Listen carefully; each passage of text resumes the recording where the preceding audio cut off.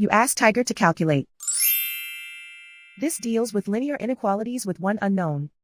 The final result is x smaller than 34. Let's solve it step by step. Isolate the x. Multiply both sides by inverse fraction 2 over 1.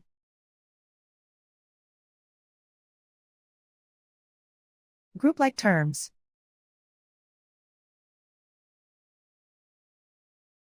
Multiply the coefficients.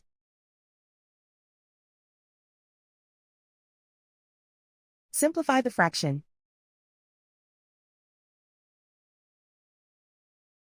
Simplify the arithmetic.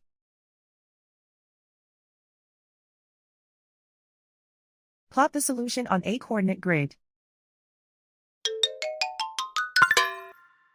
And so the final result is x smaller than 34.